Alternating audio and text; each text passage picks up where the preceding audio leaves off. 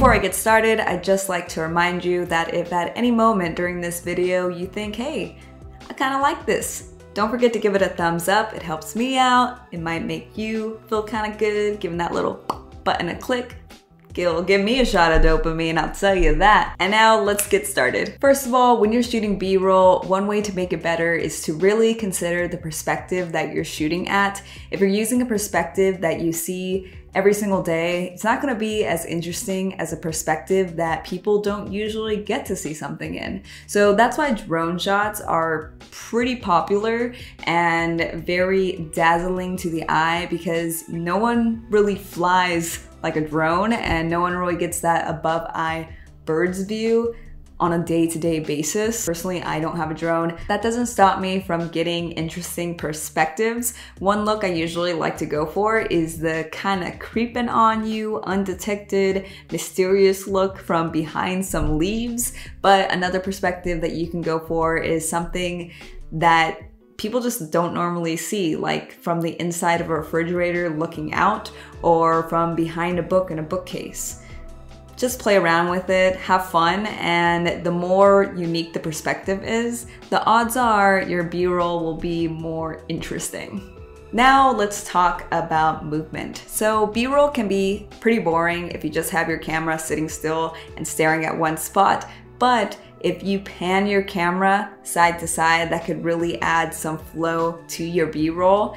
If you do not have a gimbal, one tip I have for you is to extend your arms out with your camera strap so that it is tight on your neck, and that kind of stabilizes your camera as you're moving side to side. But a gimbal also is very useful in this kind of situation. Aside from panning from side to side, you can also pan up.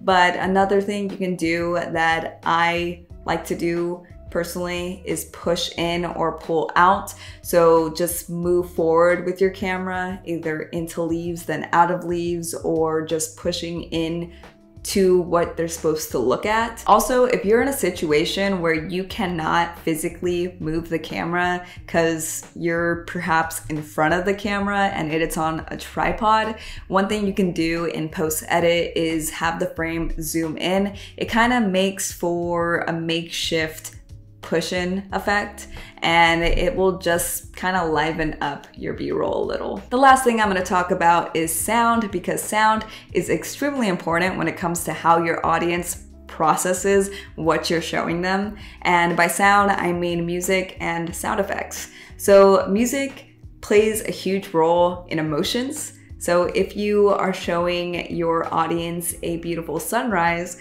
playing a nice calm acoustic kind of portrays that and makes them feel calm and peaceful. And when it comes to sound effects bring your video to life. It's easy just to slap on some music and have the B-roll play, but if you add sound effects here and there that are just very subtle, the audience won't even notice it, but subconsciously they will, and it really brings your B-roll to life and makes it more real. Just as an example, here is this B-roll with no sound effects.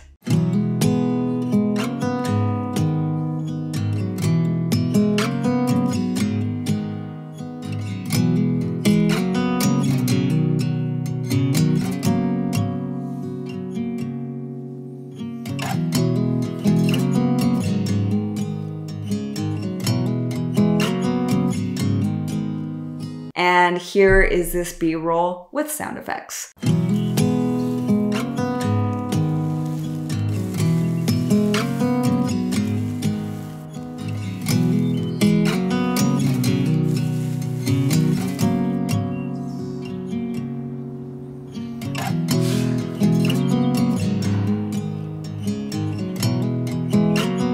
Let me know in the comments down below if you think those sound effects made a difference. And by the way, if you're interested in how I color graded that clip, there's a video right there that goes through the process of how I color graded it.